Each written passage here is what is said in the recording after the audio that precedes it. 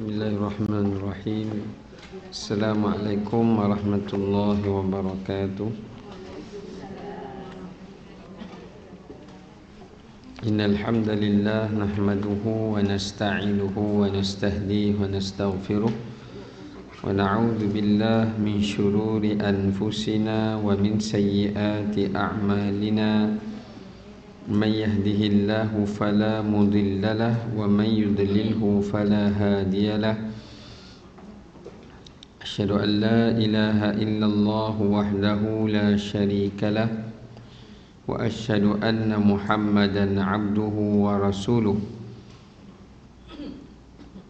Allahumma salli wa sallim wa barik ala nabiyyina wa rasulina Muhammad wa ala alihi wa sahbihi ajma'in.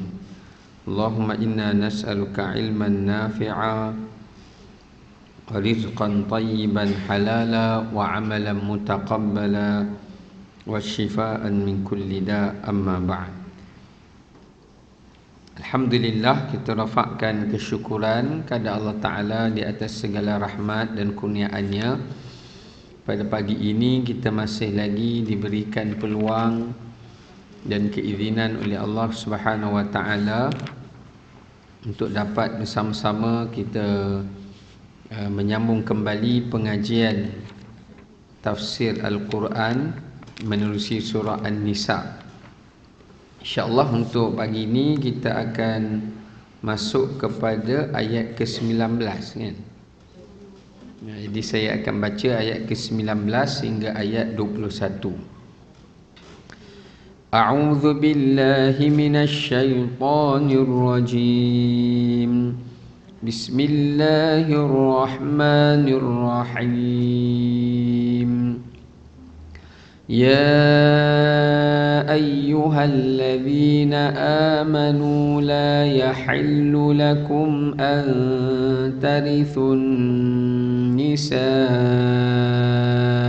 karha wa la ta'dhuluhunna litadhhabu bi ba'dhi ma ataytumuhunna illa an ya'tina bi fahishatin mubayyinah وعاشروهن بالمعروف فإن كرهتموهن فعسى أن تكرهوا شيئا ويجعل الله فيه خيرا كثيرا وإن أردتم استبدال زوج مكان زوج وآتيتم إحداهن قنطارا فلا تأخذوا منه شيئا أتأخذونه بهتانا وإثما مبينا وكيف تأخذونه وقد أفضى بعضكم إلى بعض وأخذن منكم ميثاقا غليظا. Sadaqallahul azim. Baik, kita lihat mafhum daripada ayat 19 hingga ayat 21 ya. Allah Ta'ala berfirman dengan mafhumnya, wahai orang-orang yang beriman, tidak halal bagi kamu mewarisi perempuan dengan jalan paksaan. Dan janganlah kamu menyusahkan wanita itu kerana hendak mengambil kembali sebahagian dari apa yang telah kamu berikan kepadanya, kecuali apabila mereka melakukan perbuatan keji yang nyata, yakni zina lah. Dan bergaullah dengan mereka menurut cara yang ma'ruf. Jika kamu tidak menyukai mereka, yakni isteri kamu atau wanita itu, maka bersabarlah, kerana boleh jadi kamu tidak menyukai sesuatu padahal Allah Ta'ala menjadikan kebaikan yang banyak padanya. Dan jika kamu ingin mengganti isterimu dengan isteri yang lain, ini ayat 20 ya, sedang kamu telah pun memberikan kepada seorang di antara mereka harta yang banyak, maka janganlah kamu mengambil kembali sedikit pun darinya, maknanya daripada isteri yang pertama. Apakah kamu akan mengambilnya kembali dengan jalan tuduhan yang dusta dan dengan menanggung dosa yang nyata? Ayat 21, dan bagaimana kamu akan mengambilnya kembali padahal kamu telah bergaul satu sama lain sebagai suami dan isteri, dan mereka isteri-isterimu itu telah mengambil perjanjian yang kuat, yakni ikatan pernikahan daripada kamu. Okey, baik. Jadi pada ayat 19 hingga ayat 21 ni cerita tentang apa? Ayat ni berbicara tentang beberapa perkara. Yang pertama, kewajipan untuk menggauli isteri dengan secara baik. Ya, ayat ini menunjukkan kewajipan ke atas suami supaya melayani, menggauli isterinya dengan cara yang ma'ruf, dengan cara yang baik. Tak boleh berbuat zalim, tak boleh menyusahkan dan membebankan, dan tak boleh menyakiti, ya. Itu yang pertama. Dan seterusnya, perkara yang kedua, larangan untuk mewarisi harta isteri atau mengambil hak mereka dengan jalan paksaan. Tak boleh.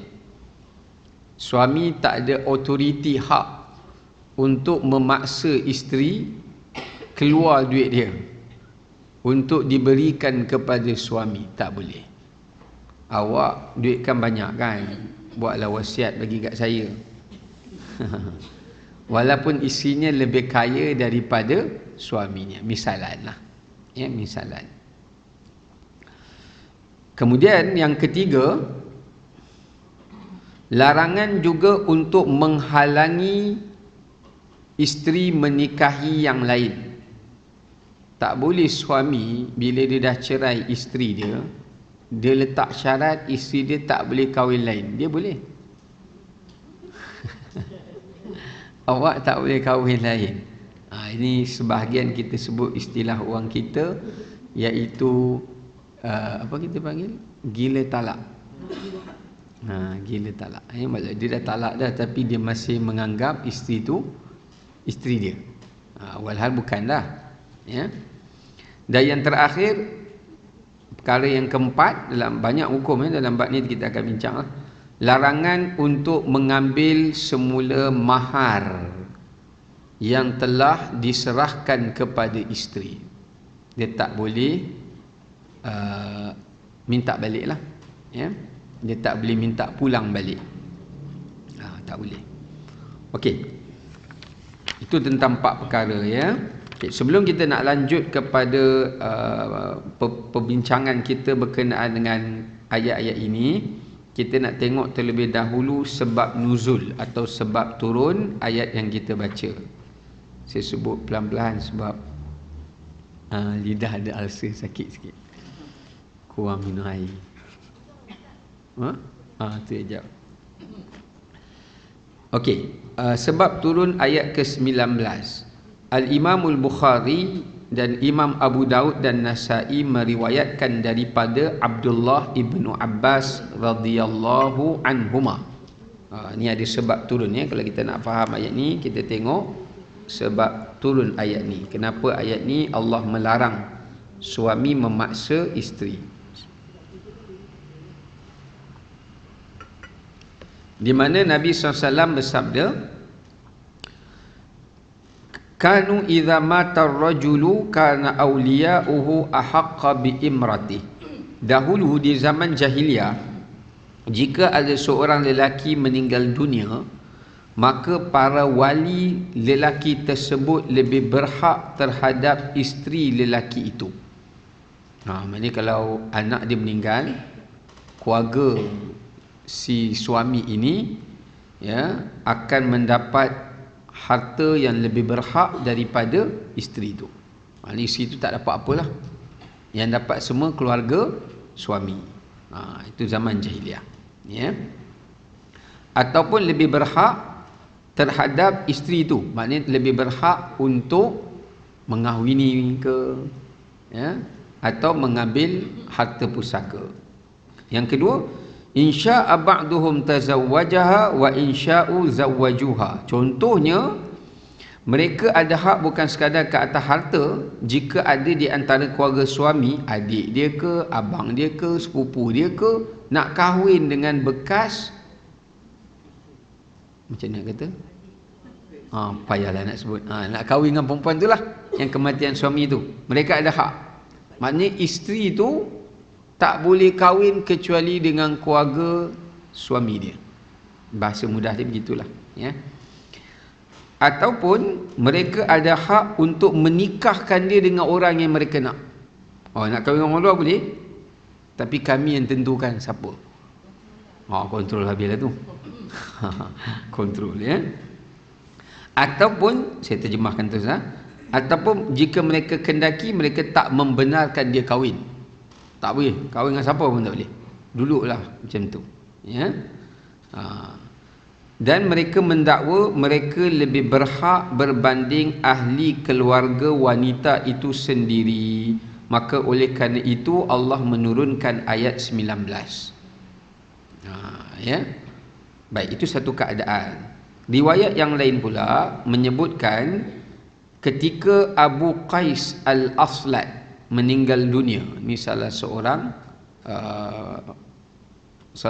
sahabat Nabi di Mekah, ya. Anaknya ingin menikahi isteri yang ditinggalkannya. Anak kat sini bukan anak kandung lah, anak tiri. Anak tiri dia nak kahwin dengan mak tiri dia. Sebab mak tiri tu muda. Bapa dulu dah meninggal isteri pertama, dia kahwin lain.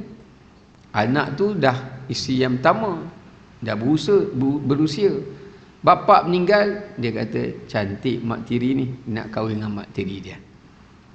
Ya, dia nak kahwin. Ni sebelum hukum lah, sebelum hukum diturunkan, ya. Baik, kerana mereka mendakwa ini dah biasa dah amalan kat Mekah kami dulu macam ni. Jadi Allah Ta'ala syariatkan hukum ketika di Madinah melarang. Sebab hubungan anak tiri dengan bapa atau mak tiri hubungan apa? Hubungan apa? Mahram ke tak mahram? Mahram ke tak mahram? Takutnya nak jawab. Mahram ke tidak?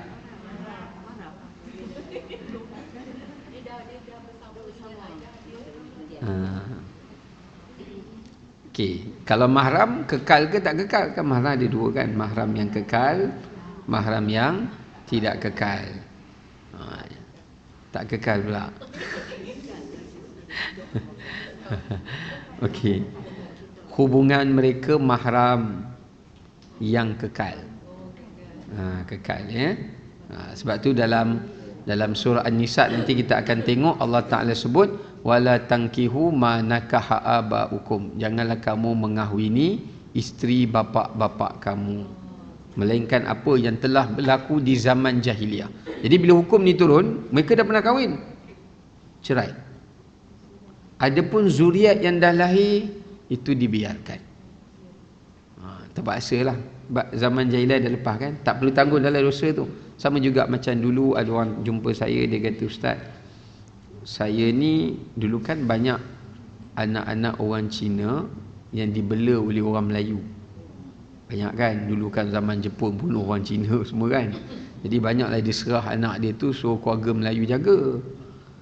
So dia kata anak dia ni, anak Cina ni, dia datang jumpa saya lah, nenek dia lah masuk Islam lah sebab dijaga oleh keluarga Melayu, keluarga angkat dia ni. Dan nak selamatkan daripada anak ni dalam bahaya, dia binkan pada dia.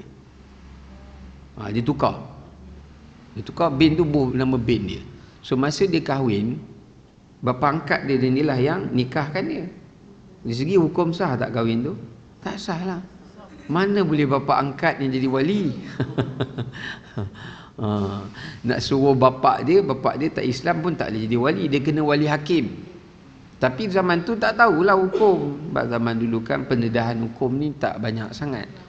Tapi dia kata saya dah ada macam-macam keturunan ni. So macam mana tu?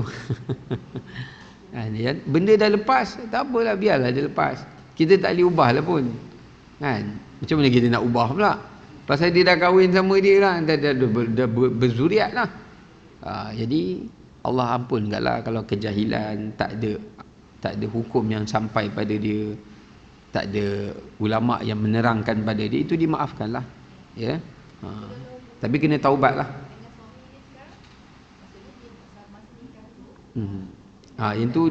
Itu dimaafkanlah. Dia taubat dia cukup. Sebab tu ada sahabat-sahabat Nabi yang dulu berkahwin masa zaman jahiliah. Mereka berkahwin cara jahiliah lah, bukan cara Islam. Saksi, wali mana ada. Tapi bila mereka masuk Islam, duduk masuk Islam, Nabi tak suruh mereka repeat balik perkahwinan, tak. Nabi tak suruh. Maknanya kawan buat kenduri balik semula, tak ada. Yang Nabi suruh, kalau masa zaman jahiliah mereka memiliki isteri lebih daripada 4. Ada seorang sahabat tu, isteri dia 10. Bila turun ayat Quran kata tak boleh lebih 4, Nabi suruh dia pilih 4, cerai yang baki. Nabi tak suruh dia kahwin balik yang 4 tu. Nabi suruh lafazkan cerai yang 6, pegang yang 4. Nasiblah yang muda lah. Tak adalah, saya tak tahu lah sahabat tu pilih apa kan. Ini kau cerita orang sekarang. Orang sekarang dia ambil 4 yang paling muda lah, yang 6 tu dia lepaskan lah kan. Takkan ambil yang tua kan. Tak tahulah. Tapi kalau ambil yang muda pun tak pandai jaga kan, tak guna juga kan. Okey, tak apalah, itu biarkan ya. Okey, itu keadaan yang kedua ya. Baik. Itu satu keadaan ya.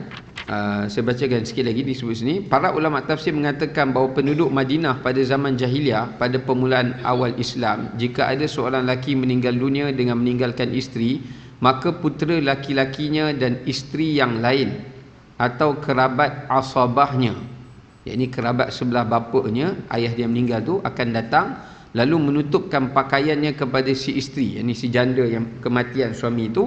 Dan dengan begitu bererti ia adalah orang yang paling berhak terhadap diri si isteri tersebut daripada yang lain. Bila bapak dia meninggal saja, keluarga sebelah suami ni berebut. Datang bawa kain, siapa cop dulu, boh kain kat perempuan tu, dia punya. Orang lain tak sempat lah. Dia punya hak lah.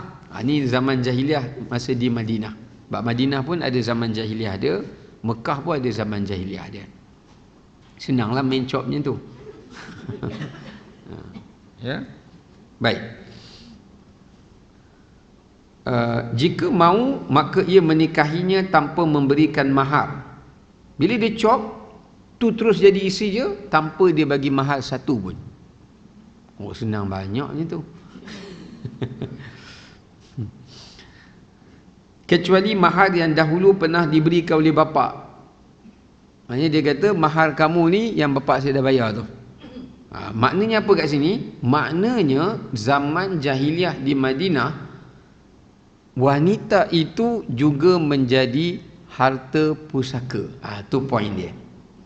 Kalau si mati meninggal, bukan harta benda sahaja yang diwarisi kepada keluarga lelaki si mati. Isteri dia pun jadi harta pusaka. Ada harta pusaka. Ya. Baik. Itu yang dimaksudkan pada ayat 19 nanti kita akan bacakan nanti ya. Atau jika dia mahu, maka ia menikahkan si janda tersebut dengan laki lain dan mahar dia ambil. Sinilah kawan saya tu dah lama dah duda awak kahwin dengan dia. Kita boleh paksa dia.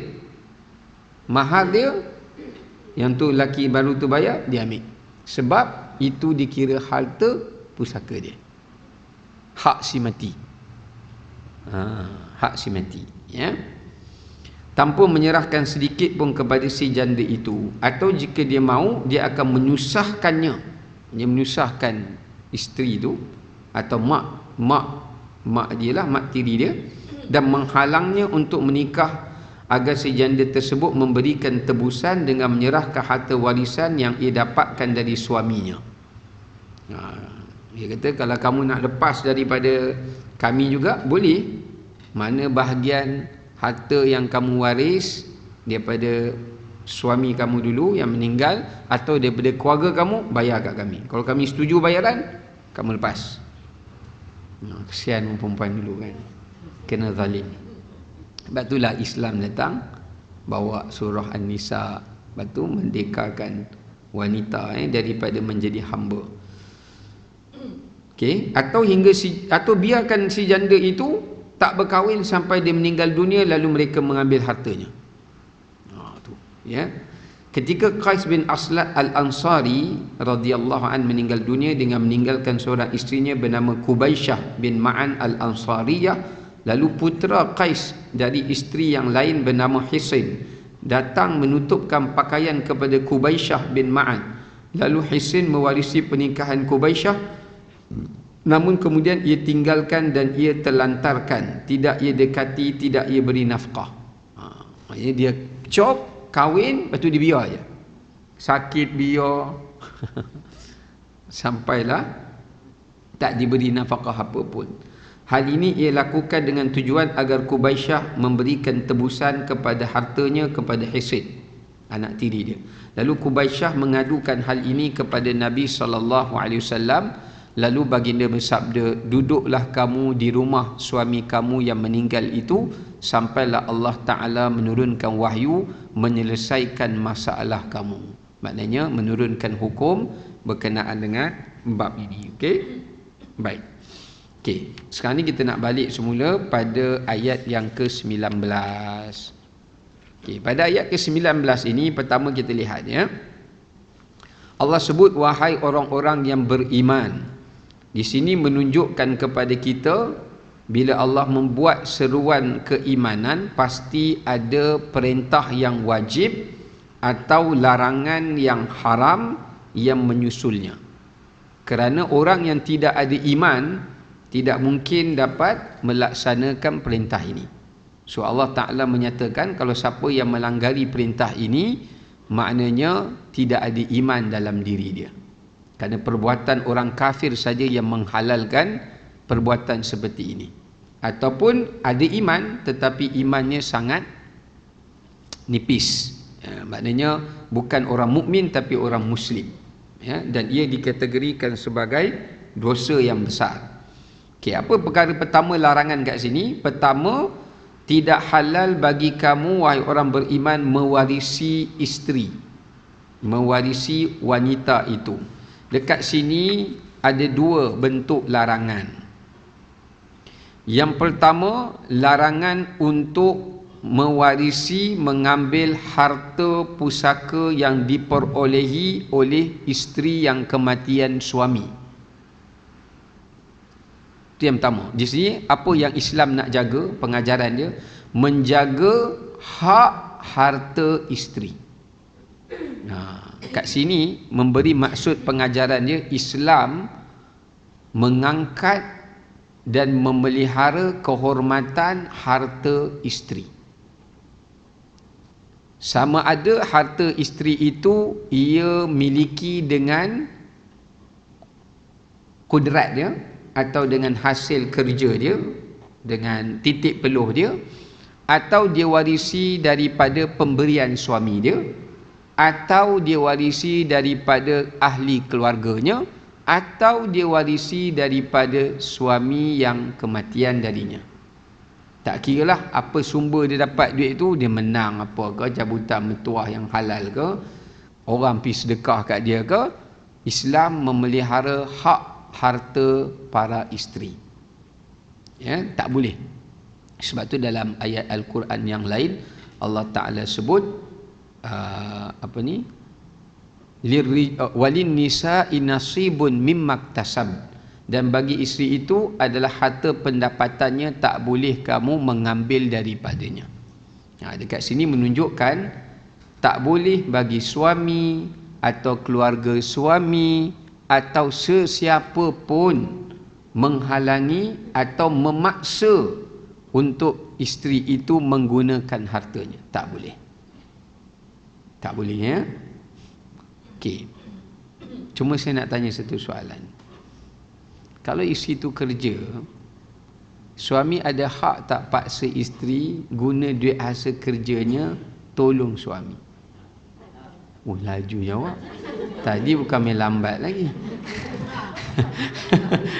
Yang ni cepat je. Oi. Ini ada sedikit prejudis.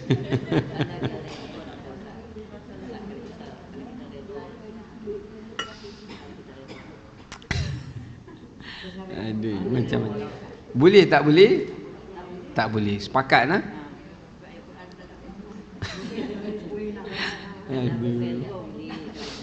Okey, tak apa. Kita bincang.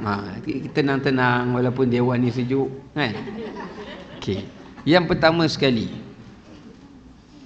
apakah wajib kepada isteri bekerja mencari nafkah? Setuju? Baik. Bila dia nak bekerja, apakah itu menjadi satu kewajipan bagi dia? Tak. Baik, bagus. Jadi kalau dia nak bekerja, dia kena apa? Minta izin suami. Betul kan? Baik. Bila suami memberi izin, kenapa suami beri izin? Maknanya memberi izin itu juga memberi maksud. Ni saya nak sebut macam mana ulama bincang tentang hukum ni. Memberi izin itu, katakanlah asalnya suami dia tak nak isteri dia kerja. Tapi ada sebahagian isteri, kita tak nafikanlah, kecenderungan wanita zaman sekarang berbeza-beza. Sebab ada yang fikir dia dah belajar tinggi, jadi buat apa pula nak dia belajar, dia nak kerja lah. Bukan dia tak nak jaga anak, nak jaga juga, tapi dia tolong jaga anak dengan cara lain lah. Ya? Baik. Jadi dia nak kerja sebab mungkin juga dia fikir dia tak nak susahkan suami dia, sebab mungkin dia ada benda yang dia minat sendiri, cara tudung dia sendiri. Jadi kalau nak minta suami, dia tak nak bebankan lah. Ada setengah dia fikir macam tu.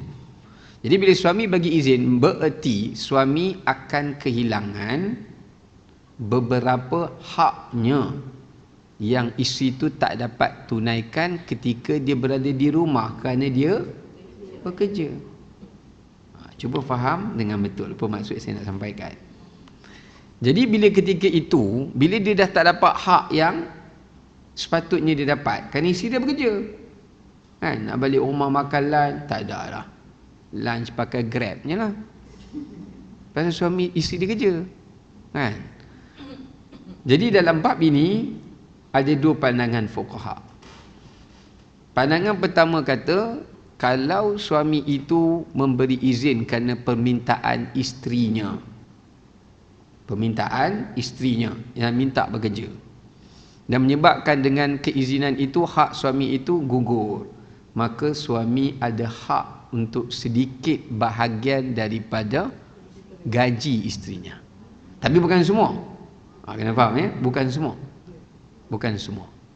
Dia boleh lah, tapi bukan dia minta untuk dia, minta tolong lah, bantu kerja-kerja yang isteri tu tak dapat tunaikan. Contoh, kongsi belanja untuk hantar anak taska, contoh. Kongsi belanja untuk hantar dobil, bayar bil, benda-benda yang seperti itulah. Cuma ulama menetapkan tidak boleh melebihi 1/3. Ini kalau gaji dia 3,000, 1,000 je lah. Kalau lebih daripada itu sedekah isteri. Sedekah isteri. Itu satu pendapat, ya. Berbeza, tapi ulama ni kata berbeza keadaannya, sebab ulama dulu tak bincang bab ni, ulama kemudian. Melainkan kalau suami tu yang suruh dia kerja, itu situasinya berbeza. Abang tak boleh lah cara. Sekarang hantar taska saja 500, ada 600. Kan? Anak kita pula, awak pula asyik ngandung je. Dah contoh. Jadi kalau 4 orang dia 2,000, matilah saya, dia kata. Awak kerjalah. Dia suruh kerja. Bila dia suruh kerja, maknanya suami itu menggugurkan hak dia. Mana dia bersetuju hak dia itu, isteri dia tu tak payah buat, you kerja, digantikan dengan kerja tadi. Digantikan dengan kerja tadi. Pada ketika itu dia tak ada hak lah minta. Tapi kalau isteri tu bagi, dia dapatlah sedekah sepenuhnya. Ya, dia dapatlah sedekah sepenuhnya. Ya. Itu bezanya. Ada satu lagi pendapat yang mereka mengikut pendapat ulama silam lah, sebab oleh kerana benda tu tak berlaku di zaman ulama 4 mazhab, sebab semua isteri duduk di rumah zaman dulu kan. Mak-mak kita dulu pun semua duduk rumah, besarkan anak 10 orang. Tapi kita kena faham, suasana di zaman ibu kita dulu tak sama zaman sekarang.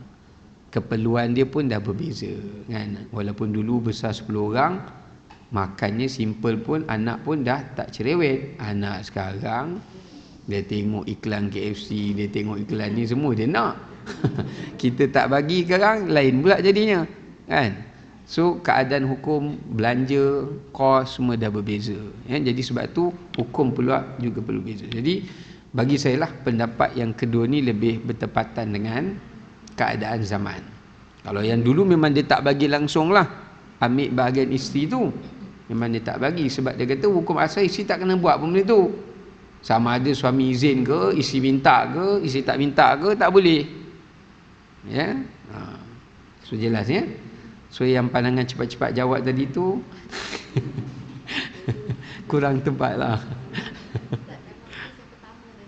Ya.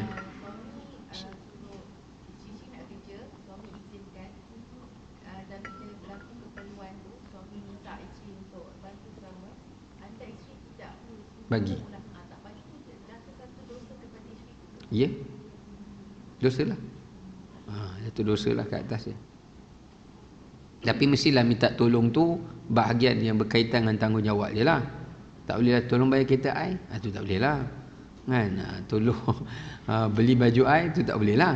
Maknanya yang berkaitan dengan pendidikan anak, kongsi belanja duit sekolah, okey lah kan. Itu boleh ya.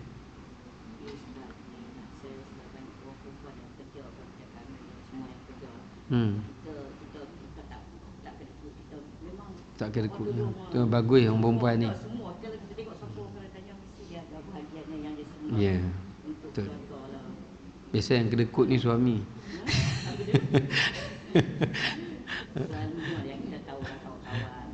Yalah. Betul. Baik. Saya sokong tu, kenyataan tu saya sokong. Jaranglah jumpa isteri yang berkira-kira, jaranglah.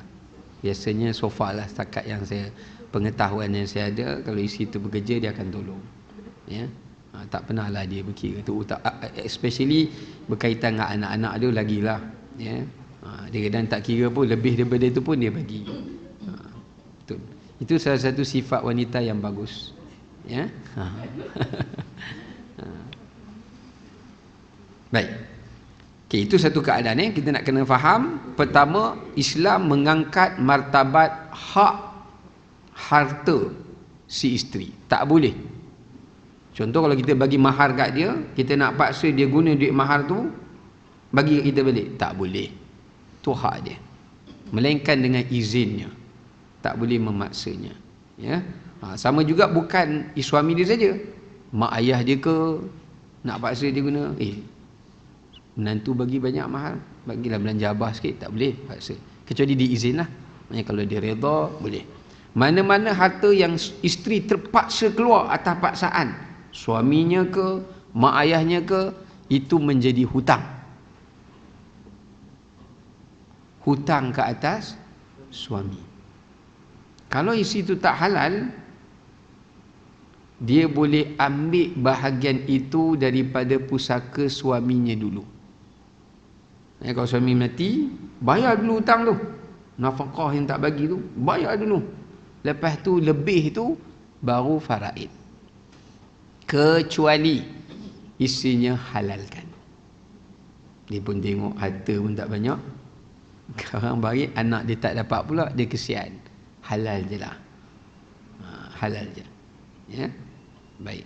Dalam kita di Nusantara ni dia ada satu undang-undang namanya harta sepencarian. Harta sepencarian. Ini ulama dulu, ulama mazhab Syafi'i dulu tak bincang benda ni.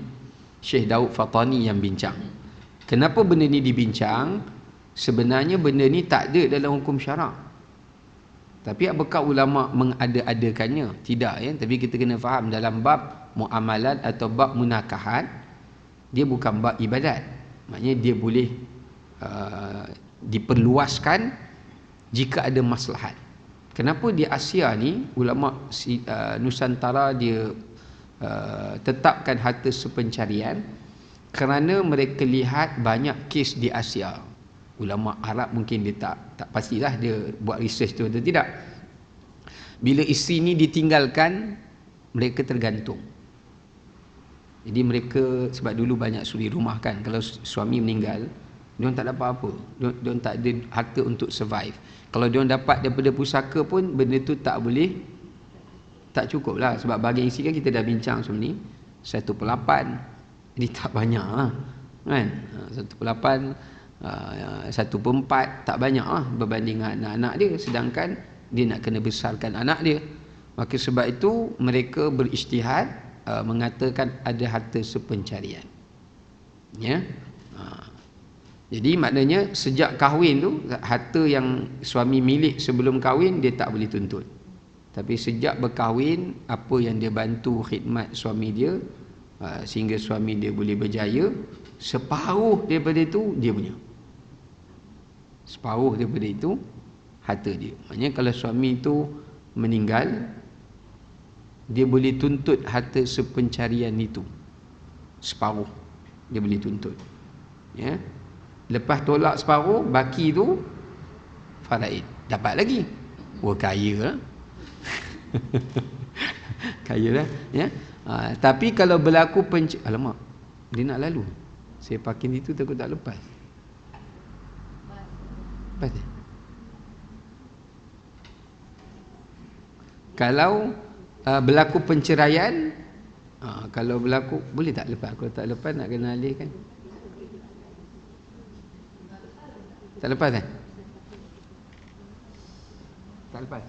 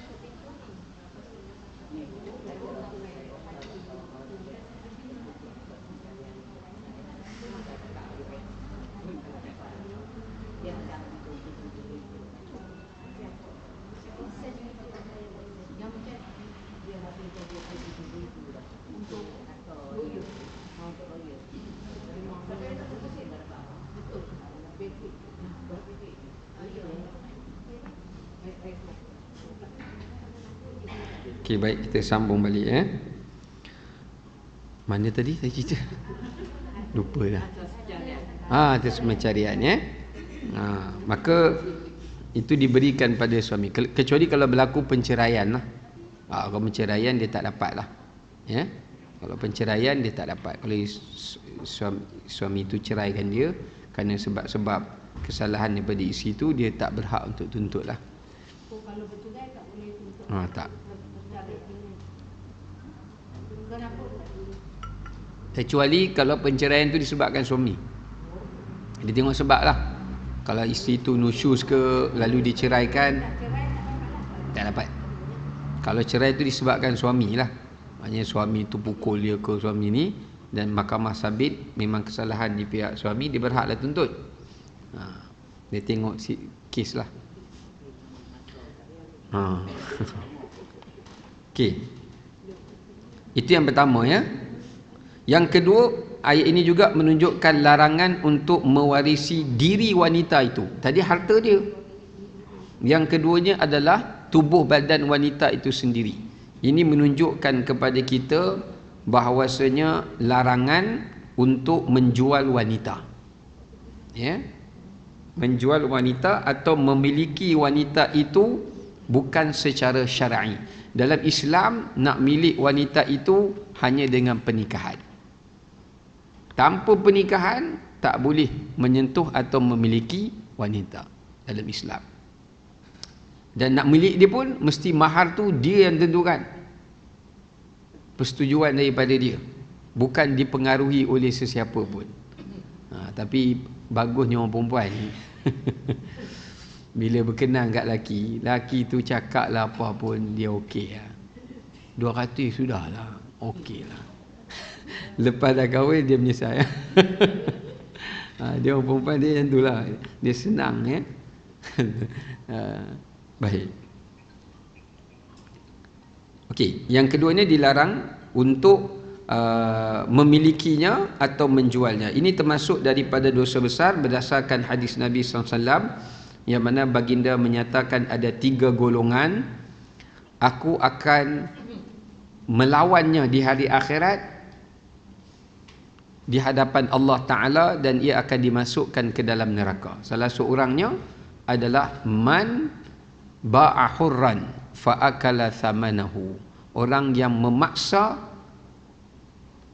manusia yang merdeka, baik lelaki atau perempuan, untuk dijual, lalu mereka memakan hasil keuntungannya.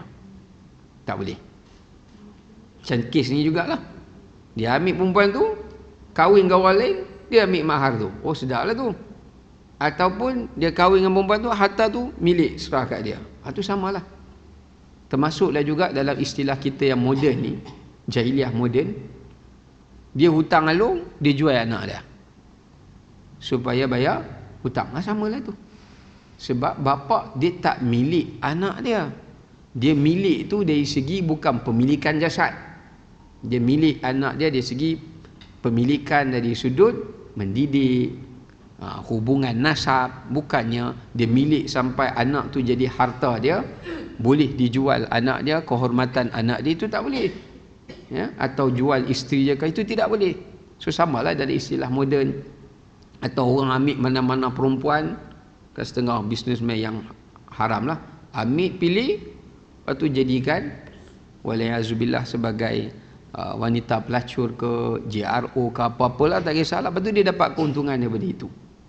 Ya, jadi ini juga jahiliah moden. Samalah juga zaman sekarang, dia ambil perempuan, suruh pakai seksi seksa, dia dapat keuntungan daripada bayaran tadi tu. Mungkin perempuan tu dapat lah, tapi yang dia dapat hasil tu daripada sebab perempuan tu. Dia bagi kat perempuan tu sikitnya, dia dapat tu lagi banyak. Maka itu termasuk daripada hukum berkenaan dengan bab inilah. Ya. Baik. Kemudian yang seterusnya, hak yang kedua wanita ini, ya, yang disebutkan pada hak yang keduanya, wala ta'duluhunna, kata Allah. Hak kedua, larangan menghalangi para isteri untuk menikah atau memaksanya untuk bernikah dengan orang yang tidak disukainya. Kan tadi kan dia nikah dengan perempuan tu dengan paksa, atau dia halang wanita untuk bernikah, atau dia sama ada pertama dia menikahi isteri tu, yang kematian suami tu dengan paksa, ataupun dia halang daripada dia kahwin, ataupun dia suruh kahwin dengan orang lain secara paksa. Jadi ini hak yang kedua bagi wanita, yang mana syariat mempertahankan dan memelihara hak ini. Ya, jadi tak boleh.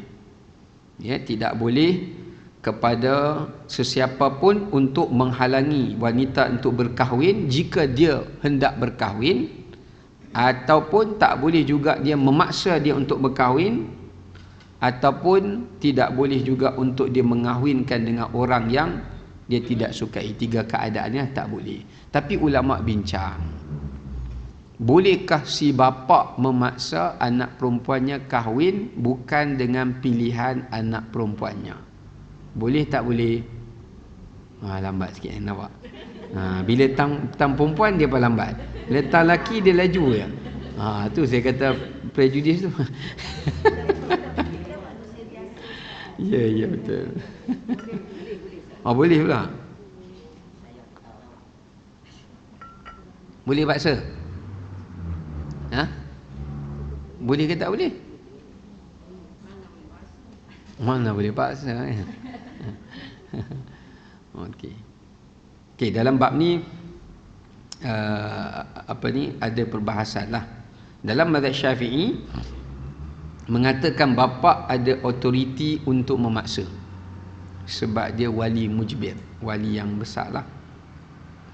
Kerana alasannya bapa tidak akan, bapa ni sifat rahmat dia kepada anak dia mesti ada lah. Maka dia tidak akan memaksa anaknya berkahwin, melainkan dia sendiri nak melihat anaknya berkahwin dengan orang yang sepatutnya, yang mungkin anak dia tak tahu, bapa dia lebih tahu.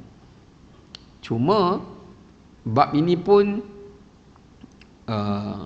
dibincangkan sebab dalam konteks akhir zaman ni bapa pun dah tak betul lah. Dia bukan macam bapa zaman dulu. Bapa zaman dulu dia tengok siapa nak jaga anak perempuan ni, dia jaga. Ya, dia akan jaga hati-hati betul-betul. Ya, dia tengok peribadi macam mana, lamalah dia nak kena tilik semua tu. Kan? Sampai dia rasa puas hati, boleh kita okey. Kan? Kalau bapa sekarang senang lah, berkenan kahwin lah. Bapa sekarang kan. Dia tak tengok apa dah. Dia on je. Ya? Dia kata cepat, lepas awal sikit lah, banyak belanja. Atau ada juga bapa yang tak bertanggungjawab, dia paksa pula kahwin dengan macam tadilah. Kahwin dengan orang tu sebab orang tu berhutang, dia berhutang dengan orang tu ke, atau sebab-sebab peribadi ke, yang ni yang dibimbangi. Ya, ini yang dibimbangi. Maka disebabkan oleh kerana itu ulama lihat, kalau sekiranya paksaan itu dipaksa kerana maslahat, kebaikan, yang mana kebaikan itu tak bercanggah dengan syarak dan ia kebaikan untuk si anak, walaupun anak tidak melihat kebaikan itu, maka sah akad tadi. Tapi kalau sekiranya paksaan itu bukan kerana maslahat tetapi kerana mudarat, maknanya benda yang tak memberikan manfaat kepada anak dia, demikian juga tak beri manfaat kepada keluarga dia sendiri, maka pada ketika itu si anak yang dipaksa itu tadi boleh memohon fasakh. Ada sebahagian pendapat ulama kata pernikahan dia jadi tergantung, mauquf, tergantung. Ya, maknanya tergantunglah pernikahan dia. Ada yang kata sah pernikahan dia, cuma dia ada hak untuk meminta fasakh, tuntutan fasakh daripada hakim. Ya, kerana dia dipaksa. Kerana berlaku pun di zaman Nabi. Zaman Nabi SAW ada seorang wanita yang dia pergi mengadu kepada Nabi SAW. Dia kata bapa dia paksa dia kahwin. Dia mengadu. Apa Nabi SAW buat? Nabi sebagai hakim, maka Nabi SAW pergi jumpa bapa dia. Nabi kata dia dipaksa, dia mengadu dan sebagainya. Kemudian Nabi SAW suruh untuk dia buat pilihan lah, sama ada dia nak teruskan dengan suami dia ataupun dia tak nak teruskan. Bila dia memilih tak nak terus, Nabi suruh dia buat talak, apa kita panggil, tebus talak. Tebus talak. Setengah, ataupun khulu'. Khulu'. Khulu' ataupun dipanggil tebus talak. Dia lebih kurang lah. Iaitu isteri bersetuju memberi sesuatu bayaran kepada suami supaya suami ceraikan dia. Supaya suami ceraikan dia. Ya. Okey, baik. Tapi kalau paksaan itu kerana tak berkenan di sudut anak tu sebab tak cukup handsome bagi dia, Yang tu tak ada apa lah. Ini kalau dari sudut benda-benda yang bercanggah dengan agama lah, ya. Seperti orang tu agamanya rapuh kan, iman dia pun bercelaru, pengamal ajaran sesat, yang tu ada hak autoriti lah untuk anak tu minta agar difasahkan. Sebab baru ni ada jemaah dia cerita kat saya, dia dipaksa kahwin. Lepas tu bila dia tengok suami dia tu Syiah, lepas kahwin tu pun tahu. Mula tak tahu. Sebab Syiah ni kan dia ada taqiyah, dia boleh apa tu, pura-pura. Lepas dah kahwin berapa 3 tahun, dia tak pergi sembahyang Jumaat, dia sembahyang jamak je selalu. Siapa ni? Minta cerai, dia tak nak cerai. Jadi itu pun jadi satu masalah jugalah kepada isteri tu, ya. Pasal dia bila tahu tu dia dah tak sedap dah lah nak duduk dengan suami dia. Rasa berdosa lah pula kan. Walaupun dari segi perbahasan hukum, ulama kata kalau kahwin kerana berbeza mazhab, itu tak perlu cerai. Contoh kalau satu orang Melayu, dia kahwin dengan suami dia Pakistan, suami dia mazhab Hanafi, dia mazhab Syafi'i, sah lah perkahwinan tu, tak payah dia minta cerai. Cuma beza dia, kalau suami dia pegang dia, suami dia tak betul wudu, dia tu betul. Jadi berkelahi kan tentu lah. Abang tak apalah, tak betul, saya betul, duk kelahi macam tu lah kan.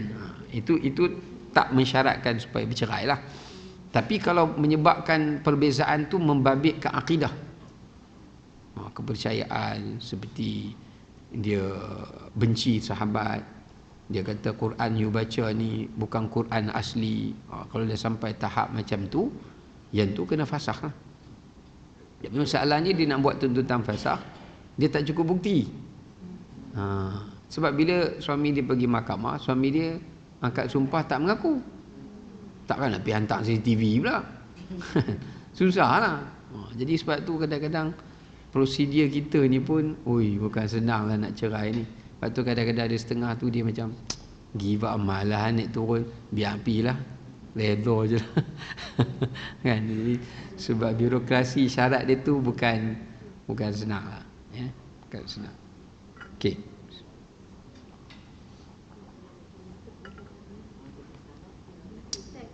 Ya.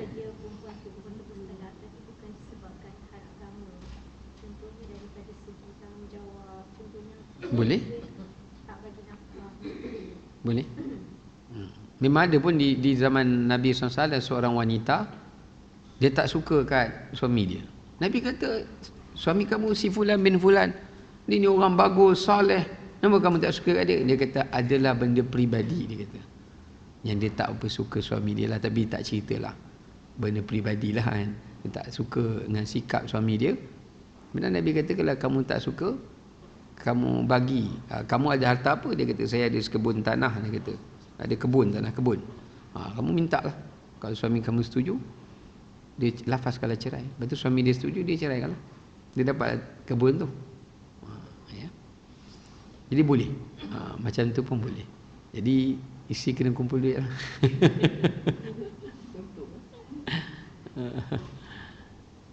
Baik. Itu cara paling cepat lah. Kalau yang lain tu nak kena buktikan, lambat. Ya. Baik, yang seterusnya. Hak yang berikutnya, yang ketiga, ya.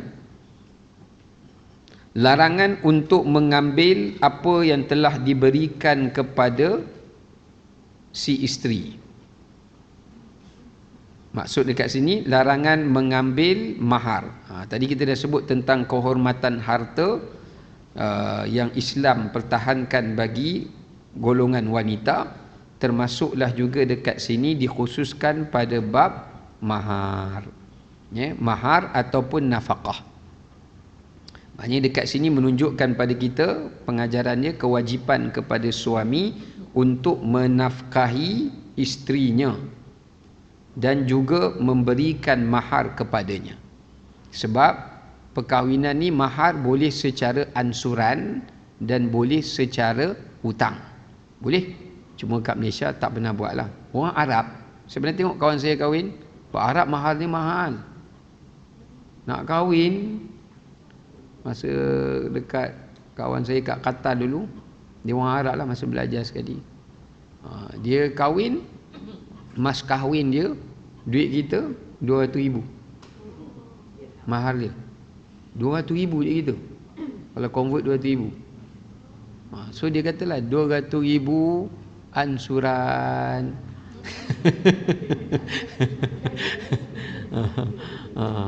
Boleh. Boleh secara ansuran kalau isteri dia setuju. Tapi dia kena bayar lah, ada agreement lah. Kat akad ni, surat nikah tu tulis ansuran. Berapa bulan-bulan? Berapa tahun loan? Loan berapa tahun? So dia kena jelaskan dalam tempoh berapa tahun tu, 200,000 tu dah kena habis. Kalau apa-apa in case berlaku penceraian, hutang tu belum dibayar, dia kena bayar lamsam. Bayar lamsam tu. Tulis. Sebab dia boleh dia ambil tindakan undang-undang lah, sebab dia ada dalam dia punya rekod. So dia bayarlah bulan-bulan, bayar bulan-bulan. Boleh secara ansuran. Boleh juga dengan secara hutang. Ada juga. Arab pernah lah, sebab dia orang mahal kan. Kita tak pernah lagi. Saya tengok dengan mas kahwin RM25 hutang. Ini apa ni? RM25 hutang.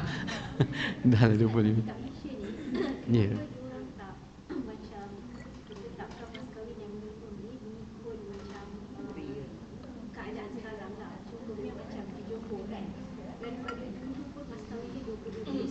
Ya. Betul? Setuju? Ya.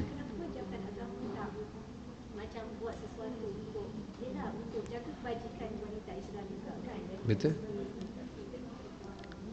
Itulah saya pun, yang tu pun antara yang saya bangkitkan jugalah. Even dekat Selangor minimum dia 300.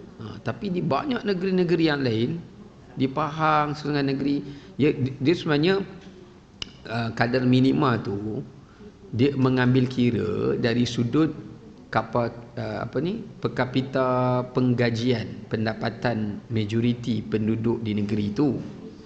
So based pada data tu mereka tetapkan kadar mahar banyak itulah. Tetapi itulah dia tak ada revise. Dia tak revise. Ya. Ya.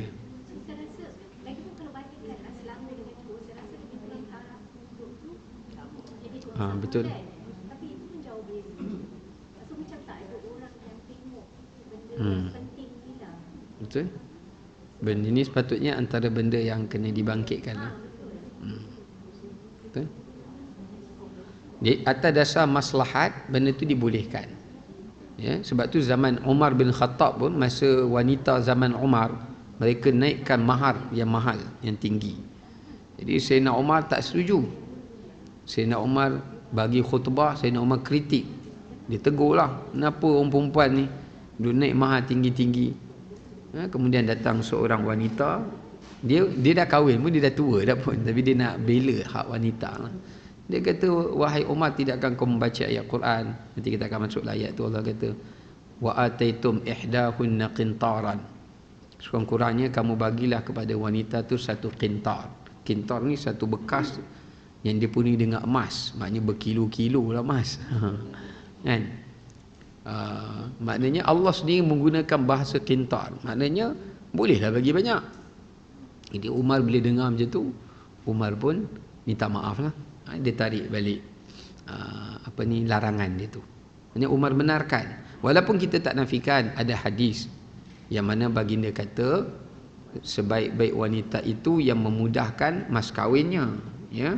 Tapi saya lihat seringkali hadis ni disalahartikan. Bila kita nak suruh perempuan reduce dia, kita pakai hadis ni. Padahal kita tak tengok dari sudut konteks yang ada juga. Nabi tanya kat seorang sahabat, kamu ada mas kahwin apa? Tak ada, melainkan dengan tembaga. Nabi kata bagilah. Ada setengah tu, kamu ada mas kahwin apa? Apa pun tak ada. Kamu ada apa? Ayat Quran. Bagilah ayat Quran. Kita kena faham, pertama, Islam nak menyuruh mereka mudah kahwin. Sebab nak mengelakkan bila mereka kawan lama, nanti mereka terjebak zina. Itu pun kena jaga juga. Tapi dalam masa yang sama, kena mengikut kepada kemampuan penggajian tu. So bagi saya, ini pendapat saya lah, bagi setiap suami yang nak berkahwin, Jabatan Agama sepatutnya kena tanya, kamu kerja apa? Bukan sekadar buat kursus kahwin, bagi kahwin dah ada. Kamu kerja apa? Saya kerja macam ni. Bagi salinan slip gaji. So base pada slip gaji, dia tentukan mas kahwin berdasarkan di situ. Okey, berdasarkan base gaji kamu, pemerhatian kami, kadar minimal kamu kena bayar banyak ni. Yang selebihnya itu kamu boleh bincang. Sepatutnya macam itulah. Ya. Kalau tidak, orang bisnes duit banyak, bagi mahal RM22, yang dia mewahkan belajar kenduri. Tanya kenduri tak apalah nak mewah, tapi isteri tu tak dapat apalah. Sebab mahal tu hak isteri kan. Orang tak boleh. Kalau belanja tu hukum dia sunat je. Mas kahwin tu yang wajib. Kan?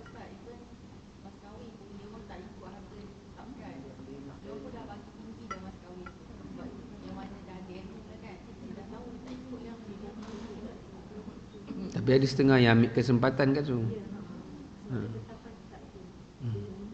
Sepatutnya kan dalam ayat Quran Allah kata liyunfiq dzu sa'atin min sa'ati. So dalam ayat ni menunjukkan even kalau nak bagi nafkah kepada isteri pun Allah kata dzu sa'atin min sa'ati. Kena mengikut keadaan suami. Masa suami tengah susah, business down, dia kena kurangkan bagi nafkah pada isteri. Masa suami dia tengah kaya, dia kena tambah. Sepatutnya macam itulah konsep dia. Ya. Dia tak boleh sama je daripada dulu, walaupun dari sudut pendapatan dia bertambah. Sebab tu saya kata kesedaran untuk kita beri pemahaman pada masyarakat tentang nafkah ni perlu ada lah. Sebab ada setengah orang faham sekadar dia bagi nafkah macam tu dah selesai. Padahal mungkin pendapatan dia lebih, tapi dia tak bagi lebih kepada isteri dia. Itu juga menjadi salah satu daripada tanggungjawab yang dia tak sempurnakan lah. Dia tak sempurnakan. Dan mungkin dia tak cerita pun kat isteri dia kan berapa, tapi isteri dia boleh tahulah kalau dah tukar kereta, beli rumah lain ni, maknanya pendapatan dia mestilah lebih kan. So perbelanjaan untuk isteri tu juga mesti dinaikkan lah. Dinaikkan. Okey. Hak yang seterusnya adalah hak menggauli isteri dengan santun dan lemah lembut. Ini yang Allah Ta'ala sebut pada ayat yang berikutnya, wa'ashiruhunna bil ma'ruf. Dan hendaklah kamu menggauli isteri kamu dengan ma'ruf. Kenapa Allah Ta'ala sebut ma'ruf? Itu bahasa. Kenapa Allah Ta'ala tak kata gaulilah isteri kamu itu dispesifikasikan begini. Jadi Allah sebut ma'ruf. Ma'ruf ni dia lebih luas. Maknanya gauli isteri kamu itu mengikut kepada adat yang menganggapi dia sebagai satu benda yang baik. Ini kesesuaian budaya dia.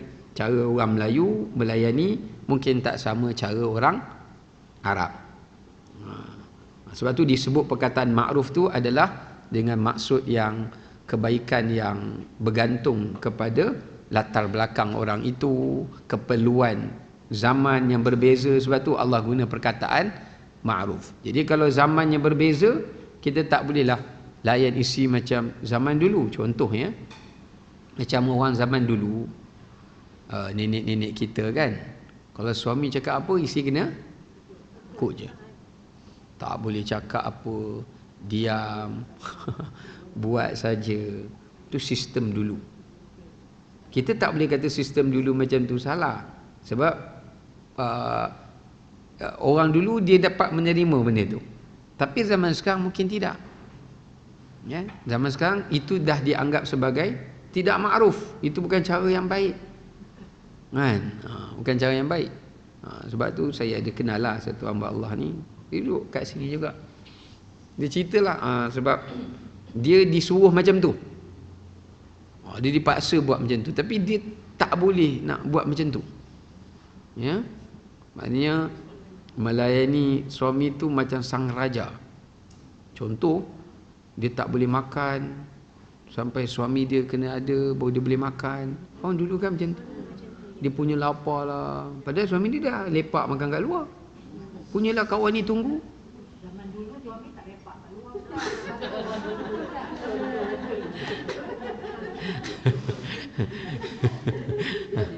Oh, ni dah counter balik ni.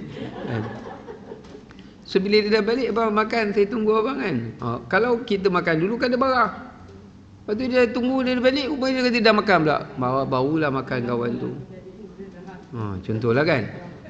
Lepas tu kalau dia nak makan, kena duduk, layan dia tunggu habis. Macam-macam lah. Jadi dia mengadulah sampai dia ada lesen mandu, tak diberi mandu. Tak boleh bawa kereta semua, tak boleh. Duduk rumah je. Kan? Ada adik-beradik dia datang nak jumpa, turun ke sini nak ajak jumpa keluar, tak bagi keluar. Kecuali dia ada sekali. Macam-macam syarat dia letakkan. Jadi dia rasa macam dia ni terkongkong lah. Dia nak pergi kuliah, tak bagi pergi kuliah. Dia kalau nak juga, suruh ustaz datang. Dan mana ustaz nak datang. Rumah ngajar dia seorang. Kan? Jadi dia banyak dengar belajar pun melalui ni lah, online je lah kan.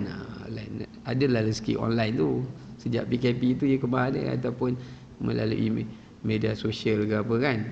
Kat situ je lah tempat yang dia ada. Tapi dia nak dengan masyarakat tu, dia kata dia tak ada kawan. Dia memang tak ada kawan lah, sebab dia dah hidup dia macam tu. Ya. Jadi dia katalah kadang-kadang saya marah juga kan. Jadi derhaka ke saya. Ya. Kak Su rasa macam mana? Okey.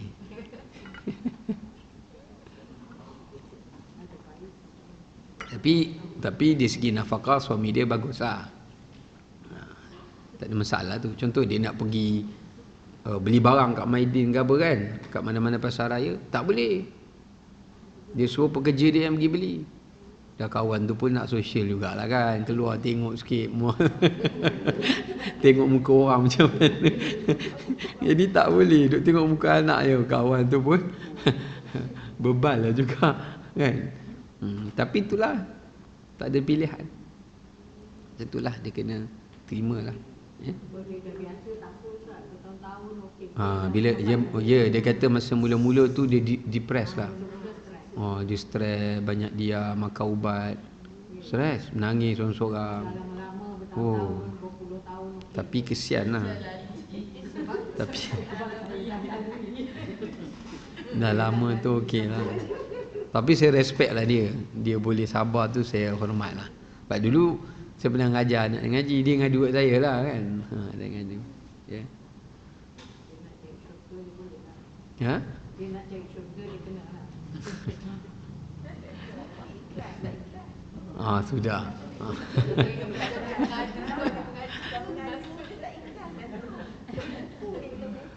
Aduh. Okey. So disebutkan wa'ashiruhunna bil ma'ruf. Sebab tu dalam hadis Nabi SAW mengatakan khairukum khairukum li ahlihi wa ana khairukum li ahli. Baginda Nabi bersabda, sebaik-baik kamu adalah orang yang berlaku baik kepada isterinya, dan aku adalah orang yang paling berlaku baik dengan isteriku. Maknanya ulama mengatakan kalau nak melihat akhlak seseorang, lihatlah pada dua perkara. Pertama, akhlaknya kepada kedua ibu bapanya. Dan yang kedua adalah isterinya. Kalau dengan kawan jangan. Buat orang dengan kawan dia okey je. Kan? Dengan kawan kutu ke, kawan geng Sabela ke, dia okey je. Kan? Kawan geng jalan, ini tak ada masalah, tak ada gaduh.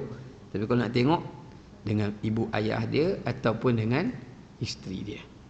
Kalau ibu ayah dia kata dia baik, dengan ikhlas lah, bukan bapa dengan mak dia terpaksa cakap macam tu, ya. Dan isteri dia kata dia lah terbaik, maknanya dia ni memang baik. Saya ada satu sahabat lah, saya memang respect lah. dia apa ni, ayah kepada kawan saya lah. Dia bercerai dengan isteri dia. Ayah dia tu bercerai lah dengan mak dia. Tapi ayah dia ni orang ni lah. Cerai tu sebab ayah dia kahwin lain. Tapi mak dia tak nak. Mak dia tak setuju lah. Mak dia kata kalau nak, ceraikan saya. So dia ceraikanlah cara baik. Tapi dia kata bapak dia dengan bapak dia, mak dia dengan bapak dia pun mesti baik. Sebab dia kata bapak dia ni masa nak bercerai tu, dia masih bagi nafkah kat bekas isteri dia. Walaupun anak dia dah balik. Lepas bercerai tu adalah anak kecil, adik kecil tu yang dah besar tu, tapi dia bagi macam biasa, seolah-olah macam isteri dia lah. Even allowance isteri dia pun dia bagi. Walaupun dah bercerai. Sampai sekarang. Kadang isteri dia kata, abang susah lah. Dia macam suami dia pula. Kereta ni tak apa, dia beli kereta baru. Walaupun tu bukan isteri dia lah. Lepas tu bila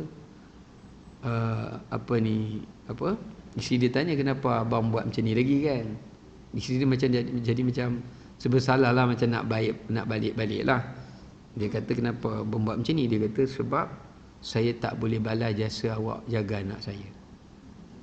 Yang tu yang saya tak boleh lupa. Tapi dah awak minta cerai, saya terpaksa bagilah sebab saya tak nak.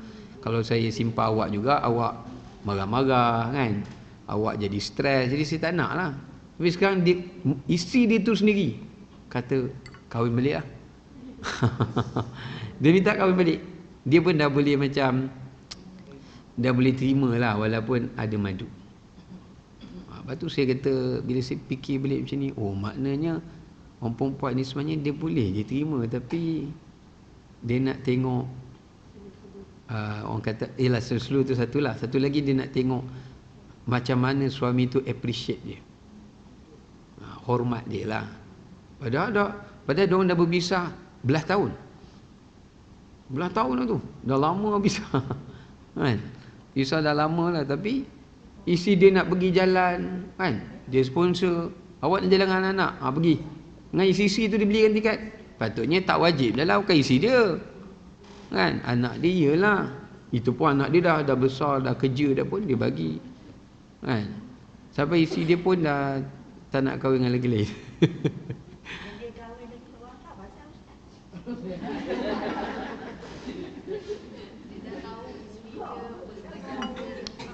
Yang tu masalah lelaki lah. Biasalah.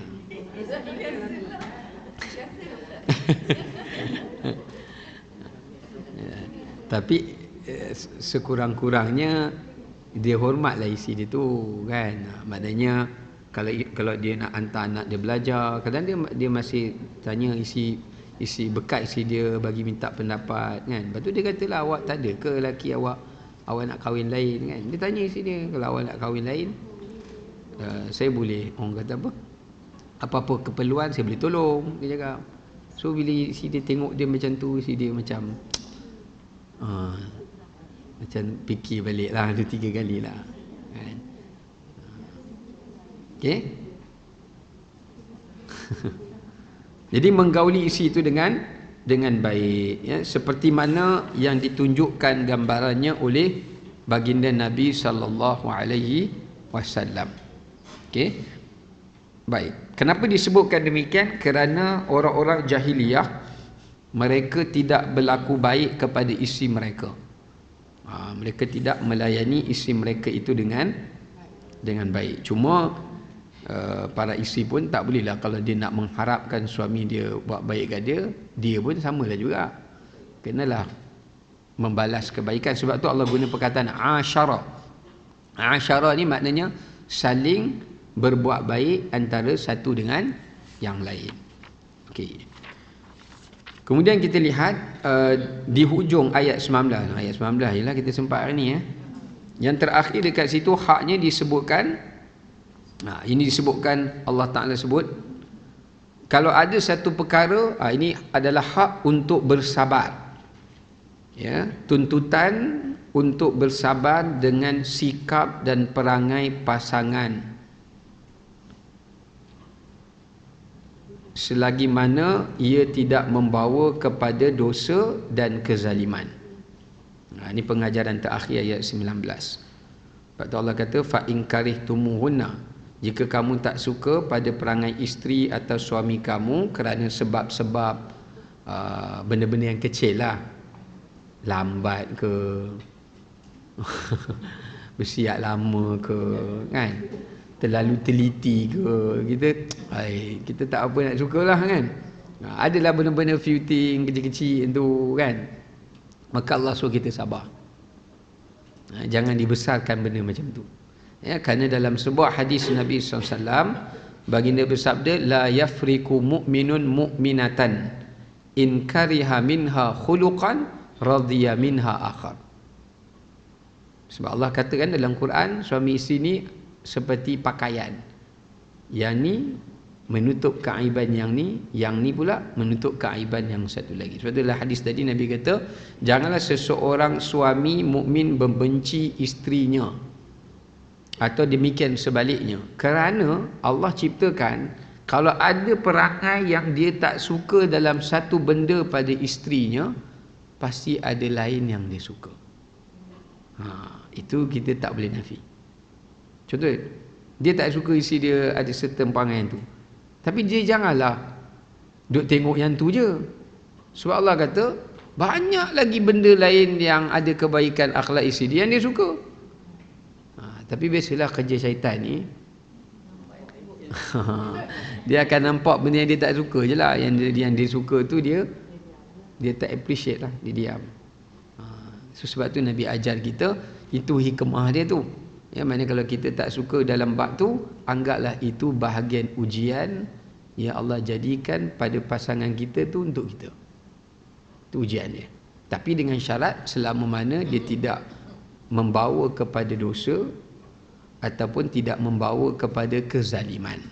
Kalau dia membawa kepada dua itu, maka bolehlah mereka bercerai lah. Sebab itu salah satu daripada apa yang kita panggil solusi dia, ataupun jalan keluar yang disediakan oleh agama, Baik. Tapi kita kena ingat, dosa itu pula bukan membabitkan dosanya dengan Allah, tetapi dosanya kepada manusia. Contoh, kalau sekiranya suami tu tak semayang, boleh tak isteri minta cerai? Boleh. Isteri semayang, dia beletih lah kat suami, semayang lah bang. Suami dia sabar je, isteri dia beletih, marah, cakap macam-macam, bagi tak segala, ya, tak apalah, sabarlah, nanti air semayang lah. Tapi tak semayang juga, dia tak minta cerai. Tapi di segi yang nafkah semua dia tip top, yang tu je dia malas. Dia semayang ikut mood dia lah.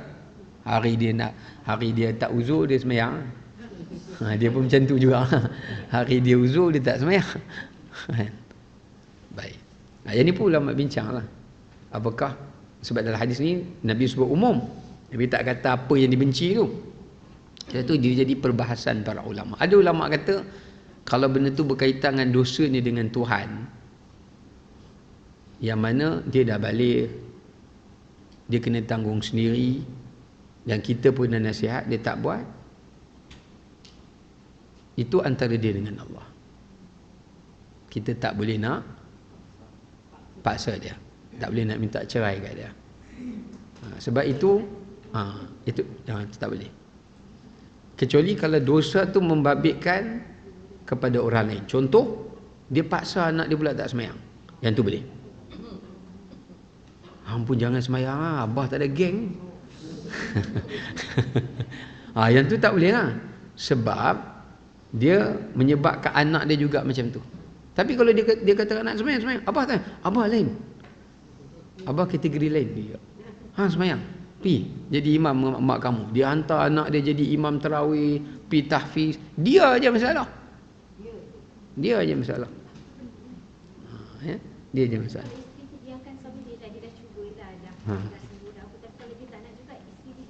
Isteri dia tak kena tanggung apa. Allah takkan tanya dah, sebab dia pun dah balik. Dan itu bukan tanggungjawab isteri. Itu antara dia dengan Allah SWT. Ya. Baik.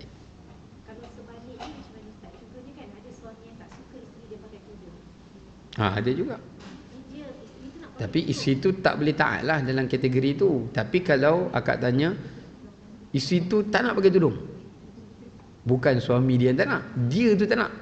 Suami dia pergi beli tudung lah. Nak tudung apa? Duck ke, cow ke, swan ke, beli semua. Jenama binatang ke, jenama orang ke. Beli semua. Tak pakai. Suami beli, dia pergi hadiah ke orang. Suami beli, dia pergi hadiah ke orang. Dia tak pakai. Apa, janganlah nanti saya nak pakai, saya pakailah. Tapi di segi lain okey si dia. Atas semayang pakai. Lepas semayang buka. Dan suami dia dah didik dia, dah tazkirah dia, dah bagi hadiah kat dia. Maknanya dah menjalankan tanggungjawab. Dah menjalankan tanggungjawab. Tapi tak boleh juga. Dia kena keep going lah. Suami tu kena terus doa, didik, nasihat. Ya. Tapi apakah suami tu wajib menceraikan isteri dia? Itu pun ulama bincang. Tak wajib. Sebab dosa tu isteri tu tanggung. Sebab suami dia dah educate. Dia panggil ustaz main ceramah pun dia duduk macam tu lah. Dia lengai macam tu lah. Kan? Dah beli tudung ustaz ni. Satu koleksi ni tudung dia. Saya tinggal dia dapat hidayah. Dia pakai ni sampai mati tak habis pusing tudung ni. Contohlah kan. Tapi di sudut lain dia okey lah. Dia taat semua, dia okey, dia dengan tanggungjawab. Kalau yang sebaliknya tu Ustaz, yang perempuan tu nak pakai tudung, tapi suami dia memang tak bagi. Ini memang ada lah dia. Yang tu dia dah membabitkan, saya kata tadi tu, dosa dah membabitkan hak orang. Ini tak membabitkan, dia sendiri pilih tak nak. Ya. Kecuali kalau macam ada hubungan zina dengan orang lain, itu dah membabitkan orang. Dosa macam tu dia ada, boleh dia tuntut penceraian. Ya. Okey. Ataupun macam mak tadi tu, dia pun paksa anak dia pun tak pakai. Mak tak ada geng ni, macam tadilah. Yang tu bolehlah suami dia pertimbangkanlah untuk ceraikan dia. Sebab nanti dia penat pula nak didik anak dia pula, kan? Itu lainlah keadaan. Sebab dalilnya pendapat ini mengatakan Nabi Nuh dan Nabi Lut tidak menceraikan isteri dia. Tak ceraikan. Bukan Nabi Nuh tak tahu isteri dia tak baik. Nabi Lut pun bukan tak tahu isteri dia tak baik. Dia tahu. Ya, tapi isteri dia tak nak taat. Allah tak salahkan Nabi Nuh, Allah tak salahkan Nabi Lut. Cuma Allah azab dia lah sebab dia yang pilih buat dosa tu. Kan? Dia yang pilih kan. Kenalah. Sebab tu masa air naik, Nabi Nuh tak panggil pun isteri dia. Nabi Nuh panggil siapa? Anak dia. Sebab Nabi Nuh berharap anak dia tu boleh berubah. Sebab anak dia tu terpengaruh dengan mak dia. Tapi dengan mengharapkan mak dia mati, anak ni akan berubah lah. Sebab tu masa air naik, Nabi Nuh biar je isteri dia. Sebab Nabi Nuh dia tahu dah dia memang taat. Sebab tu tak ada pun Allah rakamkan dalam Quran Nabi Nuh kata, wahai isteri dan anakku naiklah. Tak ada. Dia panggil anak dia je. Lagi satu nak menunjukkan tanggungjawab mendidik itu tanggungjawab bapa lah. Sebab tu dia tak panggil. Memanglah tanggungjawab isteri pun suami juga. Tapi dia didik tak mendengar. Itu dia tanggung lah. Sebab anak ni kecil lagi. Masih dalam tanggungan dia dah. Kan? Tapi yang ni dah besar lah. Didik pun dah bagi dah. Ketegak juga. Biar pergi kat dia lah. Kan? Okey, baik. Wallahu a'lam. Ya. Begini. Okey, kita tanggung dengan tasbih kafarah dan surah Allah. Subhanallah. Assalamualaikum warahmatullahi wabarakatuh.